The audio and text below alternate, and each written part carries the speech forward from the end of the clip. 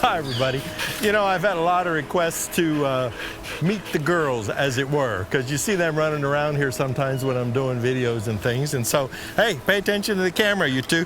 This is Scout, the wonder dog, and Amelie, both Aussies. Scout's about 10 years old. Amelie's about 9. So, except I think they still think they're puppies. You know how that is. So, hey, girls, pay attention here. We're talking about you right now. Sit. Give me sit. Sit, please. Okay. There we go. If you've ever had an Aussie, you know how smart they are. And I have to tell you, these two both have PhDs in dog. And they pretty much run the place around here. They make sure the chickens stay out of the garden, and they chase away the hawks, and they chase away the foxes and stuff like that, so the chickens have at least a fighting chance. So, but they've brought no end of delight and joy, and I think they're good gun dogs, as it were. So, girls, come here, say hi. Okay. All right, you guys, thanks for indulging me. Take care.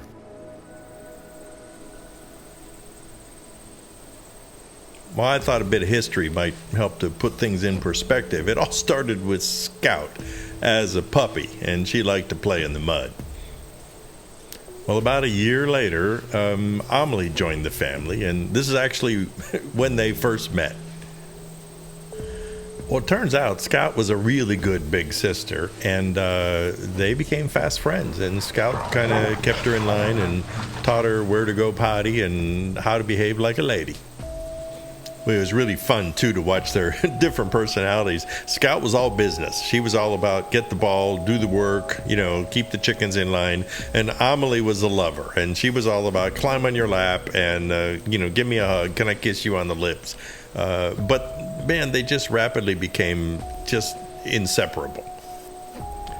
And, of course, like Aussies everywhere, if you've got a ball or a stick, that means you've got a game that'll last all day. Here they are, Scout's establishing her dominance as the branch manager, and Amelie is the ever-faithful assistant branch manager. And, of course, being Aussies, they're always inquisitive, and they need to get their nose literally into everything. This is them offering final approval on a venison roast that was thawing. What was really amazing to me is one day Amelie just took off after this gray squirrel, and Scout sort of ran interference for her and kind of herded it toward her, and within about 10 seconds it was over.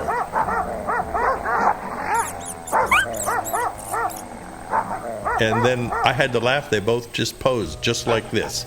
You know, great hunters, we are proud.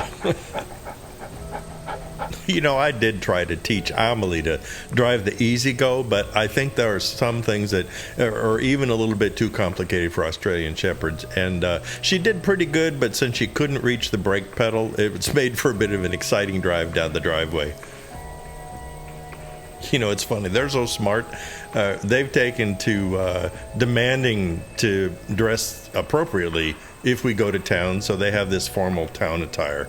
And they kind of gussy up their manners, and you can tell that they're on their best behavior.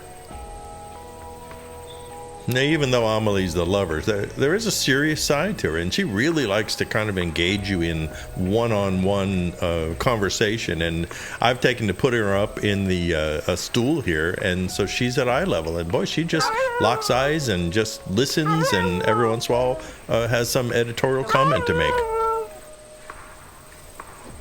And, of course, who needs a blanket when you've got an Australian Shepherd?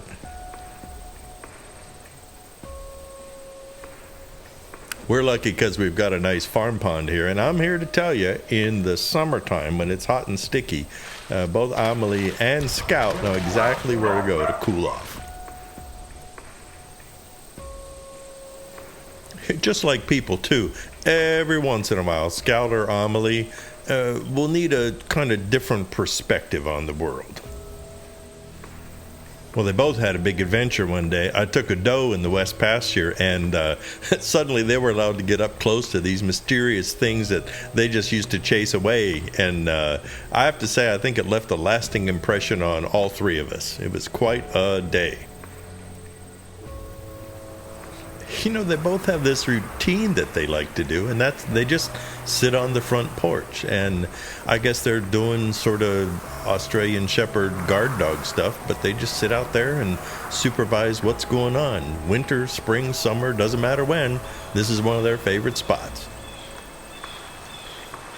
Well, here's sort of the same thing, but on a nice summer day. They've also got their summer cuts, which, by the way, seems to take about half their brain out when you cut their hair, and they do revert to puppydom. One day I tied a couple of kerchiefs around their necks, and they insisted on posing for a picture. And after this, we went to Tractor Supply for something, and to say that they were a big hit is to understate the situation. Well, and I'm afraid, like dogs everywhere, we have subjected them to the embarrassment of various and sundry silly situations.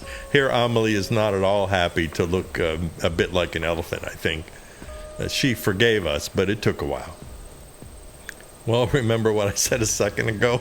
Here's Scout, and I have to say, if you look up the word disdain in the dictionary, you'll find this picture of Scout dressed in a lobster suit. Scout seems to be a natural navigator too, and she's been known to actually bark as if to say, "Hey, left here, stupid."